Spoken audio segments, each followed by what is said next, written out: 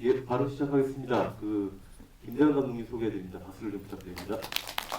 안녕하세요. 수영경 연출단 김대현입니다.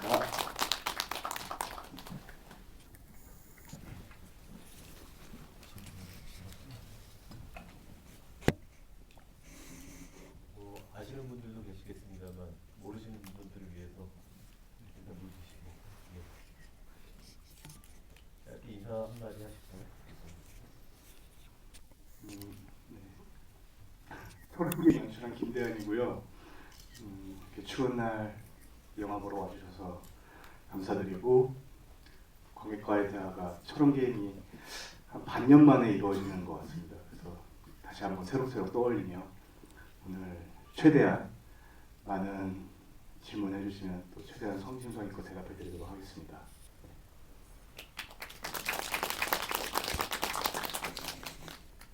영화의 분위기에 비한다면 감독님 굉장히 젊죠? 예, 저 처음 뵀을 때 좀 그런 느낌을 받았는데요. 감독님이 직접 본인 말씀을 하시기엔 좀 쑥스러운 말을 제가 하자면, 이 영화가 부산영화제 뉴크런치 부문이라는 데가 있는데요. 거기서 수상을 했었습니다. 2014년에. 근데 부산영화제 뉴크런치 부문이란 그 한 해 아시아의 젊은 신인 감독들, 유망주라고 부를 수 있을 만한 분들의 영화를 대략 한 10여 편 정도 경쟁 부문에 올린 다음에 그 안에 수상을 하는 거거든요. 부산영화제 위상을 생각해 본다면 이를테면 2014년에 가장 아시아에서 주목받은 영화라고 저희가 좀 말해도 괜찮을 것 같습니다. 시간은 좀 지났지만 예, 아마 여러 가지 이제 대화들도 그동안 하셨을 거고요. 오늘이 좀 방점 찍는 마지막 방점 찍는 때가 되겠네요. 질문들이 좀 있으실 텐데 제가 앞서 몇 가지만 질문을 드리고 바로 청중분들께 마이크를 건네드리도록 하겠습니다. 간단한 질문입니다. 일단 제목이 철원 기행이잖아요. 그리고 영화에서 장소라는 건 중요할 수 있으니까 왜 철원이라는 곳에 관심을 갖게 되셨는지 궁금해요. 그리고 더불어서 사실 이 영화는 철원에서 찍힌 건 아니라고 들었던 것 같거든요. 네. 예, 그 과정이 아마 있을 거라는 생각이 들어요. 네. 예, 그 부분까지 같이 말씀해 주시면 좋을 것 같습니다. 네. 처음에 이 영화를 기획했을 때 당시가 2013년 여름인데요.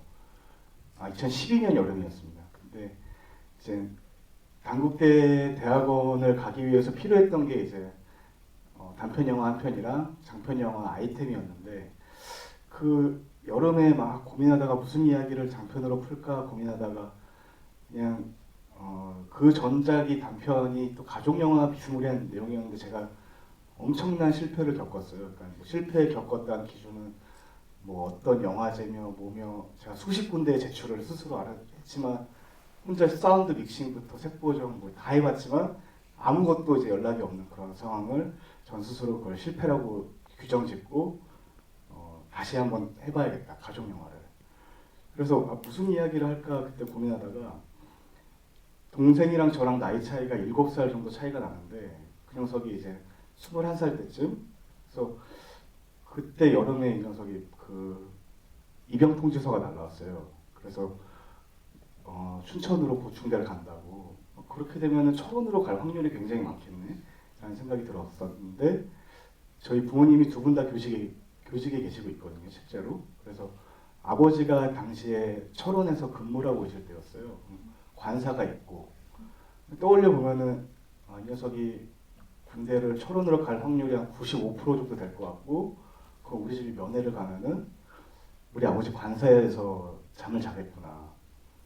그런 상상과 더불어 또 몇 년 전에 반대로 어머님이 철원에 계실 때 한번 왜 갔는지 모르겠지만 그때 가족끼리 단칸방에서 잠을 잔 적이 있어요. 그게 너무 불편한 기억이었거든요.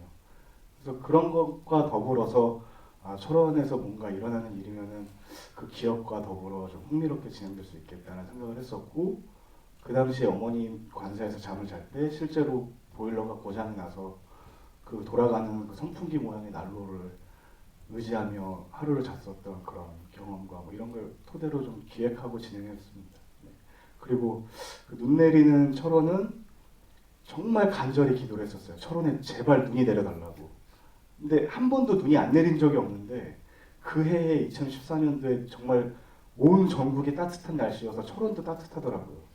눈이 안 내려서 시나리오를 바꿀까 막 2월까지 넘어왔어요. 눈이 안 내려서 2월 달까지 넘어온 시점에 시나리오를 섬으로 바꿀까? 뭐 배가 고장나서 할까? 뭐 어떤 가족들로 할까? 막 별의별 고민을 하다가 촬영 들어가기 이틀 전에 이제 영동지방에 대설주의보가 뜬 걸 보고 네이버 지도로 이제 저희가 지금까지 로케이션했던 헌팅 장소와 최대한 흡사한 곳을 일일이 확인한 다음에 이제 가도 되겠다라고 확신을 해서 넘어가서 눈 내리는 장면을 찍고 넘어갔습니다. 네. 눈이 없는 이 영화를 상상하기란 거의 불가능하죠. 영화를 보고 나서는. 네, 예. 눈이 이 영화를 만들어줬죠. 네. 장도 옮기길 잘하신 것 같고요. 저도 흔히 농담 삼아 즐겨하는 인용이기도 하고 아마 여러분들께서도 잘 아시는 인용일 겁니다. 일본의 기타노 다케시라는 감독에게 당신에게 가족이란 무엇입니까? 물었더니 이 사람이 그렇게 대답했잖아요. 남들이 보지만 않으면 갖다 버리고 싶은 존재들이 가족이다. 이렇게 얘기했거든요. 그 가족이란 소우주 안에 얼마나 많은 문제들 그리고 갈등들 혹은 화해해야 될 안목들이 있느냐 하는 것들을 우스개 삼아 얘기한 부분이라는 생각이 드는데요. 제가 감독님의 어떤 인터뷰를 읽었을 때 감독님 가족은 굉장히 화목하답니다. 그렇게 얘기했죠. 저랑 인터뷰를 하신 적이 있으세요? 믿죠. 일단 믿어보고. 근데 궁금한 것은 저희가 이 본 가족들은 얼마간의 갈등들이 있어요. 조금씩. 근데 이런 가족에 대한 이야기에 대해서 어떤 상상력, 어떤 관심 같은 것들을 갖고 이야기를 풀어나가게 되셨는지 좀 궁금합니다. 그러니까 화목하다라고 제가 저희 가족이 화목하다라고 말씀드린 것 중에 가장 큰 이유는 부모님 금술이 굉장히 좋으세요. 그게 이제 어쨌든 저는 따로 떨어져서 나와서 살고 있는 상황이고 동생도 따로 나와서 살고 있는 상황에서 그 모습만 보면 이제 화목하다고 느껴지는데 저랑 또 아버지는 또 그렇게 뭐 막 다투거나 그러진 않지만 만약에 어머님 안 계시고 동생이 없으면은 단둘이 있는 상황에서 엄청나게 어색한 그런 게 있거든요. 그래서 예전부터 그 처음으로 대학교에서 단편 영화를 처음으로 찍게 되는 그런 상황에서도 주변 친구들은 다 자기가 한 20몇 년 동안 갖고 있던 기억 중에 아니면 또 경험 중에 가장 강렬하거나 좀 충격적이었던 사건들을 배경으로 그런 영화를 만들었다면은 저는 그런 소재가 전혀 없어서 고민하다가 그냥 저랑 아버지가 불편한 이유가 무엇일까라는 거에 좀 집중하고 좀 질문했던 것 같아요.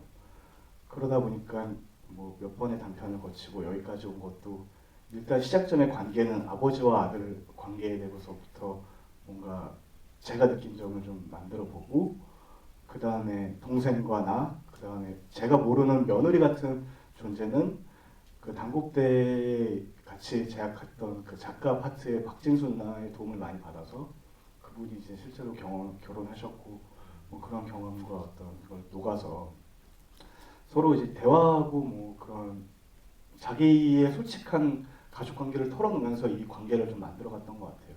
네, PD랑 같이 더불어서. 예, 궁금증들이 조금씩 생기셨을 것 같은데 손을 들어주시면 마이크를 건네드리겠습니다. 예, 가운데 계신 분.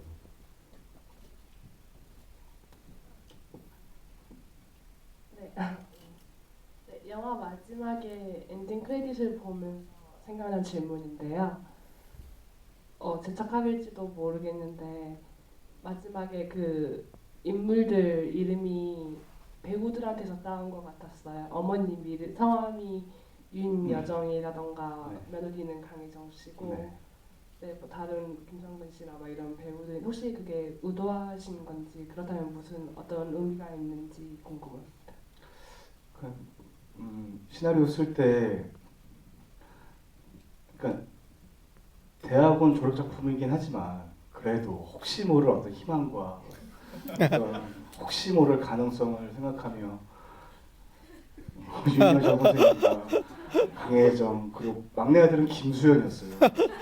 그러면 뭐 네, 장난 아니었겠지만 아무튼 뭐 그걸 떠올리면서 그냥 캐스팅이 될 거란 희망은 사실 없었고 그냥 떠올리면서 쓰면 재밌겠다 해서 썼는데 어느 순간 그 많은 80페이지의 그분들 이름을 다 바꾸기가 좀 어느 순간 좀 수고스럽게 느껴질 때도 있고 그래서 그냥 그렇게 진행했고 그 김성근 같은 경우는 이제 SK 지금 한화 김성근 야구 감독 떠올리면서 진행했고 그래서 그렇게 진행했습니다. 김수현 씨. 저희가 그 어마어마한 블록버스터를 볼 뻔했네요. 예, 그 감독의 의도대로였다면 그 약간 의문이 풀리셨길 바라고요. 또 그러면 옆에 계신 분. 영화 되게 잘 봤습니다. 두 가지 질문이 있는데 하나는 제목 때문일 수도 있는데 이게 무진기행 같이도 약간 느껴졌거든요. 그러니까 80년대 소설 같은 그런 느낌도 있었고 어떤 영화나 소설에서 영감 받으셨는지 좀 궁금하고 두 번째는 촬영에 관한 질문인데요. 그게 디지털로 촬영을 했을 텐데 되게 필름 느낌이 났거든요. 그래서 카메라라던가 필터 같은 걸 쓰셨는지 어떤 특정한 카메라였는지 그런 것들 궁금합니다.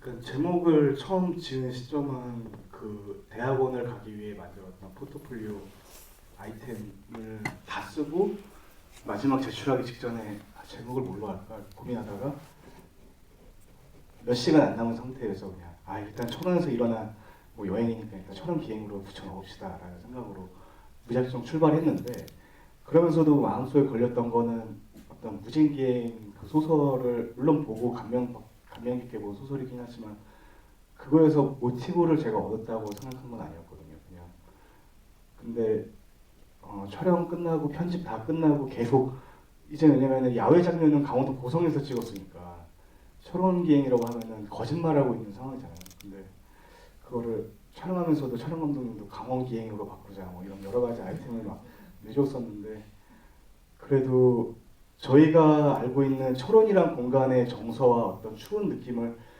대신할 수 있는 건 없더라고요. 일단은 그러니까 제가 고민하다가 여러 가지 나왔던 제목들 중에서도 철원 기행이 그나마 제일 낫다고 판단했고 어떻게 보면 이 가족들한테는 언제 또 이런 여행이 있을지 모르니까 거의 마지막 여행이다 생각하고 해서 제목은 그렇게 그냥 유지했고요.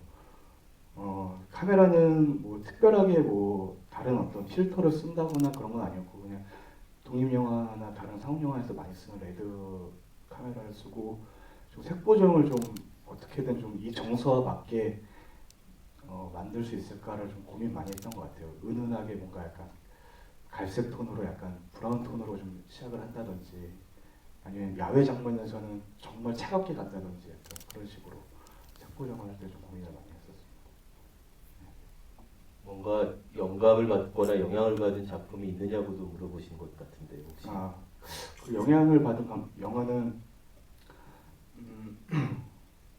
그 단편 실패하고 나서 영화를 굉장히 많이 보게 됐었어요. 내가 뭐가 문제인지를 조금 알겠던 게 제가 뭘 좋아하는지를 잘 모르고 있더라고요. 어떤 영화를 좋아하고 어떤 감독님을 좋아하고 그냥 두루두루 다 좋아하고 이렇게 두루뭉술한 게 제가 문제점인 것 같아서 내 취향을 좀 찾아보자라고 고민하면서 막 많은 영화를 보다가 딱 한 방을 때렸던 게 이제 걸어도 영화였거든요. 그래서 여기에 뭔가 이런 영화의 길이 있는 것 같다는 영감을 좀 받았고 제가 그 전에 단편 영화도 가족 영화로 했지만 다 설정과 어떤 진부한 어떤 뭐 세트를 화려하게 짓고 이런 거에 제가 완전 혼이 빠져 있었거든요. 그래서 거기가 그게 문제였구나. 내가 이걸 완전 잘못 알고 있었구나라고 생각하게 돼서 조금 시간적 제한을 두고 공간적 제한을 두고 관계를 좀 더 집중해서 풀어보자라는 생각이 들었습니다. 그 영화를 보고 좀 많이 고민했던 것 같아요. 영화를 보고 상상 이상의 감독이 제 앞에 나타나는 걸 보고 한번 놀래고 그 다음에 다시 한번 놀라게 된 건 돌아와서 놀라게 된 건 그 여배우들의 대화였습니다. 아버지와 아들 사이의 관계 속에 있을 만한 대사는 감독 본인의 어떤 상상력이 충분히 자극됐을 있을 수 있겠죠. 근데 이 영화에서 굉장히 살아있는 대사들을 시어머니와 며느리 사이에 많이 나눈다는 느낌을 받았습니다. 이런 대사를 도대체 어떻게 이런 용모에 감독이 이런 나이에 감독이 만들 수 있는 건가라고 생각을 하기도 했었는데요. 그러니까 이건 단지 디테일의 문제뿐만이 아니라 이 영화에서 대화는 굉장히 중요하다는 생각이 듭니다. 그리고 시어머니와 며느리 사이 고부관계에 나눠진 어떤 대사는 굉장히 중요하다는 생각이 들거든요. 이런 대화의 어떤 풍성함 같은 것들을 위해서 어느 주안점들을 두셨는지 좀 설명을 해주시면 좋을 것 같습니다. 시나리오를 쓸 때 그 고부간의 대화는 그 아까 말씀드렸던 대학원의 박진수 작가 누님이 정말 많은 도움을 주셔서 거의 그냥 90% 이상 그날 그 누님의 대화와 어떤 그런 걸로 만들어졌다고 생각하시면 되는데 이 영화에서 제가 얻었던 가장 큰 행운이 두 개인데 하나가 이제 눈이었고 두 번째가 관계였어요. 실제 관계랑 영화 관계가 아주 밀접했어요. 배우들의 관계랑. 그래서 이게 어느 순간 애드립이고 뭐 감정이고 뭐 이걸 제가 막 과하게 요구하고 그럴 필요가 없이 바로바로 뭔가 이게 막 나오는 그냥 어떤 자연스러운 관계가 형성이 됐었는데 일단은 제일 처음에 했던 것 방법들 중에 하나는 일단 시나리오에 나와 있는 대사를 모두 테이크를 가서 처리해 본 다음에 제가 조금 뭐 뺄 건 빼고 조금 살린 거 살리고 덧붙일 건 덧붙이고 약간 이런 식으로 해서 좀 진행을 하다가 오케이를 내는 그런 현장이었거든요. 그러니까 좀 박진수 작가가 만들어준 대사에 배우들의 플러스 감정과 그리고 좀 자기들이 생각했던 어떤 조금 날카로운 무언가들을 덧붙여서 좀 진행해서 나왔던 대화신들인 것 같습니다. 네. 예, 그 저쪽 분께 일단 예. 네. 그 영화를 보면은 그 이제 그 식구들이 같이 밥을 먹는 장면이 여러 번 나오잖아요. 근데 처음에 이제 이혼하자는 그 아버님 말 한 번 한 것 외에도 이제 근데 저는 같이 밥을 먹는 그런 장면들이 나오면 되게 긴장을 좀 하게 됐거든요. 뭔가 터진다. 그러니까 뭐 며느리가 터지든지 아니면 둘째 아들이 터지든지 해가지고 뭐 그런 약간 긴장감 그런 게 조금 있었거든요. 뭐 긴장감 그런 거 아니더라도 조금씩 성격들이 조금씩 좀 달라 보였게 느꼈거든요. 그 밥 먹는 식구들이 밥 먹는데 시간에 그 장면들이요.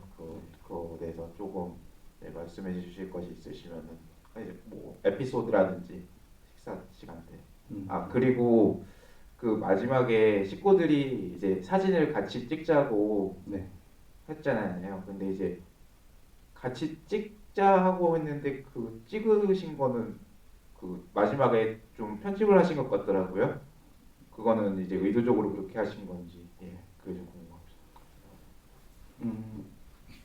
일단 시간 제약을 2박 3일이라고 딱 정해놓은 그 순간부터 생각했던 게 이 가족들 간의 식사 시간이 굉장히 관계를 보여줄 수 있는 효율적인 어떤 씬들이 되겠다라는 생각을 했었어요. 시간이 지나면서 감정이 변하면서 어떤 흐름의 식사가 될까, 어떤 메뉴를 먹을까, 뭐 이런 것들부터 보여주기가 굉장히 좀 나름대로 효과적일 거라고 생각을 했고, 그렇게 해서 좀 식사 장면을 굉장히 중요하게 생각했던 것 같아요. 그래서 그런 식사 장면이 있는 날은 항상 배우들이 뭐 점심이나 아침을 전혀 먹지 않고 바로 현장에 와서 실제로 그거를 밥 먹듯이 먹어야 되는 연기를 했었는데 마지막에 라면 같은 경우는 그 거의 이제 어머님은 한 젓가락 먹는 수준이었지만 작은 아들하고 뭐 나머지 사람들 되게 많이 먹었잖아요. 그래서 그때 한 20봉지 먹었고 감자탕 같은 경우는 16인분을 먹었고 그렇게 해서 열심히 먹고 그 술은 일단 아버님은 굉장히 술연기에 문채영 선생님은 술연기에 굉장히 자부심을 느끼시는데 그래서 촬영하시기 전에 딱 한 병 먹을 정도면 한 병 정도에 취기면은 한 3잔 정도 드시고 시작하시고 많치면은 한 병 반 정도 드시고 시작을 하시고 해서 뭐 아주 사은의 장면은요. 그걸 끌려가는 사은의 장면은. 그거 굉장히 한 2병 정도 드셨던 거예요. 네. 근데 그게 재밌는 게 이제 실내에서 사은의 장면은 철원에서 찍은 거고 부축하는 장면은 또 강원도 고성이거든요. 그러니까 전혀 다른 날이에요. 근데 또 부축하는 날은 또 자기가 또 부축받을 정도로 취해야 된다고 하시면서 세 병을 드시고 오셨거든요. 굉장히 아주 디테일한 연결을 위해서 준비를 많이 해주시죠. 그리고 또 두 번째 질문이 뭐였죠? 아, 사진.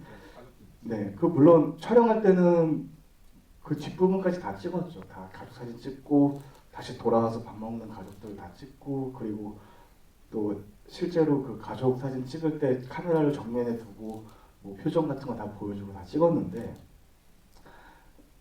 1차 편집본에서 그걸 다 넣어서 이제 보기도 해봤는데 뭐가 더 재밌을까를 어느 순간 생각이 들더라고요. 이걸 보여주는 게 재밌을까 안 보여주는 게 재밌을까.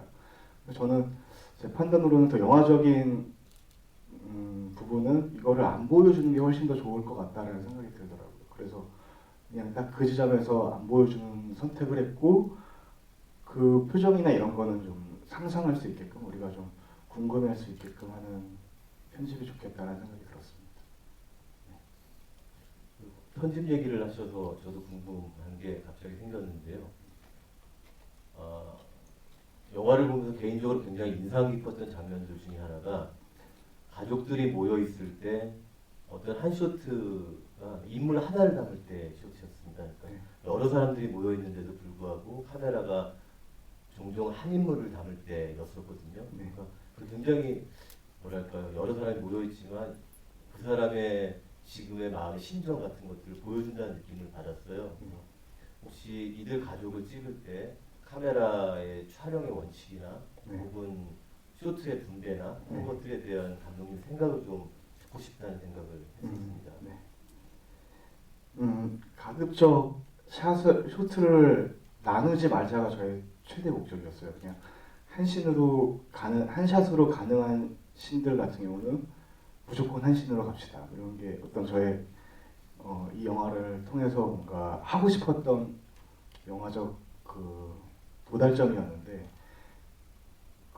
그렇게 준비를 많이 했지만 어느 시점에서는 꼭 샷을 나눠야 될 시점이 오더라고요. 그래서 그때는 그러면 이 씬에서 가장 흥미롭게 바라봐야 될 인물은 누구인가를 선택해서 그분한테만 쇼트를 나눌 어떤 선택을 취하자. 그래서 뭐 사은회 같은 장면도 이 극을 이끌어가는 거는 그 동창회장이 뭔가 주도적으로 뭔가 이끌어가지만 보고 싶은 거는 그 사람이 무슨 얘기를 하고 싶은 게 보고 싶은 게 아니라 이걸 듣고 반응하는 아들이라고 생각을 해서 거기에 좀 더 주안점을 두고 샷을 진행했고 편집도 그렇게 좀 듣고 있는 상황을 좀 더 길게 보여주는 그런 편집을 했습니다. 잠시 보론을 하자면 그 영화의 거의 초반부인데요. 그 가족들이 모여서 중국 요리집에서 이제 식사를 하지 않습니까? 다들 한 마디씩 하는데 아버지만 거의 아무런 말이 없습니다. 그러다가 아버지의 거의 완전한 대사의 첫 마디가 실은 저희가 이 영화에 들었던 가장 중요한 말인 거죠. 이혼하기로 했다. 그러니까 거의 이 아버지의 완성된 첫 문장인 겁니다. 근데 이 문장이 등장하기 전에 제 기억으로는 이 사람이 무슨 생각을 하고 있는 걸까라고 하는 걸 궁금해할 만한 지금 원쇼트라고 말씀하셨죠. 그러니까 옆으로 이렇게 이 아버지가 뭔가 생각하는 것 같은 장면을 잠깐 보여주더라고요. 근데 그게 이 아버지의 다음 대사와 연결되면서 이 영화가 감정을 쌓아가는 방식은 이러한 방식일 수 있겠구나라고 저 개인적으로 생각했던 기억이 납니다. 예, 제 보는 약간 길었고요. 예, 또 손을 들어주시고 논평이나 뭐 질문이나 아무거나 좋습니다. 감사합니다. 예, 없으니까 기회를 한 번 더 드릴까요? 네. 두 번째 질문이라 좀 민망해요. 영화의 결말에 관해서 질문드리고 싶어요. 결말이 열린 결말이라고 볼 수 있을 것 같은데 뭐 이렇게 그래도 가족들이 결국 마지막에 민낯으로 서로 처음 했던 얘기를 막 털어놓았고 2박 3일 동안 마지막에 민낯으로 사진도 찍고 뭐 큰아들이 감자도 차안에서 이렇게 먹고 어머님이 아버님한테서 인사도 받아내고 이런 거 보면 좀 희망적인 것 같다가도 그래도 마지막에 뭐 결국 아버지가 집을 옮기시는데 그때 혼자고 네, 아무도 오지 않고 이런 걸 보면 아, 이 가족이 결국 또 이대로 끝나버렸나라는 생각이 들기도 해요. 네, 여기서 어떤 감독님 설정하신 캐릭터대로라면 이 가족들이 어떤 쪽에 좀 더 가까워졌을지 아니면 혹은 그냥 그대로 살았을지 그게 궁금합니다. 사실 뭐 상상하시는 게 제일 좋긴 하겠지만 제가 생각하는 걸 말씀드리자면 저는 나름대로는 꽤 이 2박 3일 동안 아버지의 이혼 선언을 듣고 뭔가 이 균열이 엄청 갈라져서 그 파국으로 치닫는다고 생각하진 않았거든요. 오히려 이 이혼하자라는 이혼 선언과 그리고 어쩔 수 없이 부딪혀 있던 이 2박 3일이 자기들이 꽤 잘 알고 있었다라는 자신들의 관계를 다시 생각하고 좀 더 알게 되는 좀 희망적인 2박 3일이었다고 생각을 했어요. 그리고 감자를 먹으면서 그 큰아들이 감자를 한 입 베어 먹잖아요. 그게 저한테는 2박 3일 동안 뭐 얼마나 또 많이 알게 되겠어요. 그냥 뭐 아버지의 인생을 2박 3일 동안 완벽하게 이해할 수 있다라는 것 자체가 좀 물리적으로 말이 안 되는 시간이잖아요. 그래서 제가 생각했던 결론은 딱 이 감자 한 입을 베어 먹을 수 있을 정도 조금은 알게 됐다라고 생각을 했거든요. 그리고 다른 가족들도 뭐 만약에 어머님이랑 아버지의 관계 같은 경우도 정말 도장을 찍을까? 라는 질문을 생각해 보면은 도장을 찍을 정도로 부지런하고 그렇게 적극적으로 할 것 같지는 않고 어머님이 뭐 춘천에서 법원 가서 서류 받은 다음에 철원까지 또 차 끌고 오고 뭐 이러실 것 같지는 않거든요. 그렇다고 또 아버지가 가서 뭐 이럴 것도 아니고. 그래서 저는 조금은 이제 각자의 일상으로 돌아가면 조금은 그때보다 전보다 더 떠올리지 않을까 서로를 그런 생각을 하게 됐고 편집을 하면서 좀 엔딩 컷이 바뀐 건데 원래는 그 빈집에서 엔딩이 딱 끝나고 영화가 끝이 나는 편집이었다면은 인서트를 찾아보니까 그 지나가는 트럭이 보이더라고요. 근데 저희가 처음에 섭외해서 진행했던 트럭이랑은 전혀 다른 트럭이에요. 그냥 우연히 어떤 그 풍경을 찍다가 지나간 트럭이었던 건데 그게 맨 마지막에 들어가니까 뭔가 의미가 생기는 것 같더라고요. 그때는 사운드도 없이 그냥 카메라만 혼자 찍었던 샷이라서 사운드 다 이제 넣고 한 거거든요. 근데 또 사운드를 넣다 보니까 제가 스스로 좀 아버지를 좀 응원하고 있다라는 생각이 들더라고요. 편집을 해보면서. 그래서 그 포성 소리가 삼계탕 집에서도 한 번 더 나오지만 똑같은 그 포성 소리를 마지막에 넣어서 제 딴에는 약간 축포의 의미로 뭔가 이거를 진행하고 현장감을 좀 살려줬던 그런 엔딩이 되었던 것 같습니다. 제 생각입니다. 어떻게 생각하실지 뭐 다른 것 같아요. 마지막에 트럭에 두 사람이 타고 있던데 그게 막 의도하거나 그런 게 아니라 그냥 지나가는 트럭이었던. 지나가는데 좀 의미를 만약에 부여를 하자면 뭐 아들이 와서 뒤에 타고 갔을 수도 있고 저희들 배우들끼리는 뭐 그런 얘기 했거든요. 우리가 탄 건 아니지만 그 이미지가 두 명이라는 거는 아마 큰 아들이 왔을 것이다. 그 의미를 논하기 전에 혹은 뭐 그 안에 두 명이 타고 있었느냐 한 명이 타고 있었느냐를 떠나서 이런 느낌을 가질 수 있을 것 같습니다. 그 장면이 뭔가 이곳에서부터 저곳으로 뭔가 멀어져 간다는 느낌을 주고 있잖아요. 그러니까 그런 것들로만으로도 그 마지막 자리에 좀 적합하지 않았나 하는 생각이 들기도 하고요. 예. 네, 저도요 영화 배웠습니다. 저는 좀 다른 관점에서 질문을 하고 싶습니다. 영화 초반에 제설 작업하는 군인들이 나오는데 저도 군대 있어봐서 알지만 저도 제설 작업 진짜 싫었거든요. 저도 근데 영화에서 왜 제설 작업하는 군인들 실제 군인인지 그리고 또 섭외하기 어려웠을 것 같은데 어떻게 섭외했는지. 그 시나리오상에는 어떤 이 철원이 군대하고 밀접한 관련이 있는 공간이잖아요. 그래서 뭔가 군인들을 제가 연출할 수 있는 신들을 많이 넣었어요. 그래서 어느 순간 제가 투입돼야 될 수도 있겠다 생각을 해서 촬영 들어가기 전에 삭발도 했었고 군복도 챙겨가고 그랬었는데 어쨌든 철원은 못 찍고 눈이 안 와서 그래서 고성으로 넘어가서 또 그럴 일이 생길 수 있으니까 또 군복을 또 챙겨갔어요. 근데 그 고성에서 눈이 너무 많이 오니까 정말 알아서 제설 작업이나 뭐 이런 환경을 만들어 주더라고요. 그럼 다시 말씀드리면 우연히 얻어 걸렸고요. 뭐 트럭이면 뭐 다들 지나가는 어떤 그런 것들도 정말 그 타이밍에 그분들이 있어 주시고 지나가 주신 아주 영화 만들 때 굉장히 소름 끼치는 그런 순간들이 이제 그런 순간들이었습니다. 네. 다분입니다. 네.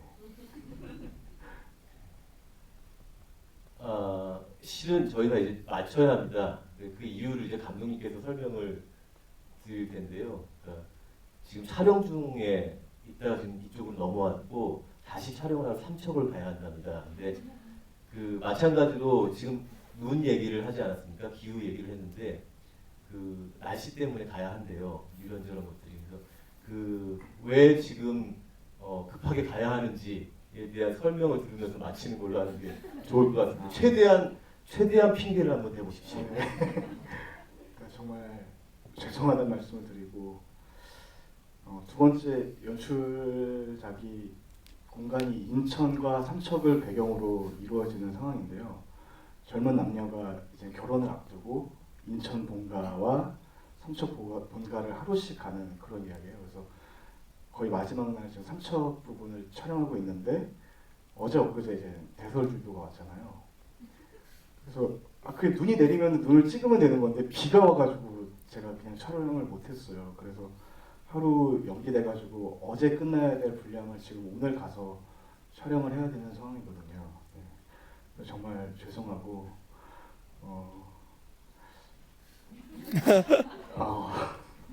왜 절 보십니까? 지금 하여튼 오면서도 피가 바짝바짝 마르는 마음으로 왔는데 갈 때도 이제 또 피를 말려가며 고민하고 치열하게 영화를 찍은 다음에 더 좋은 모습으로 만나 뵙도록 하겠습니다. 정말 죄송합니다. 혹시나 다음에 김대환 감독의 두 번째 장편 영화를 상영하고 토크에 참여하셔서 질문을 하실 기회가 있으시다면 내가 2016년 5일 그날 질문하려다 못한 사람입니다 라고 말씀하시고 질문을 하십시오. 그러면 충분한 양해를 해주지 않을까 생각합니다. 하여튼 바쁜 시간에 여기까지 오셨고 즐겁게 대화를 나누셨고 얼른 돌아가셔야 될 감독님 박수를 부탁드립니다.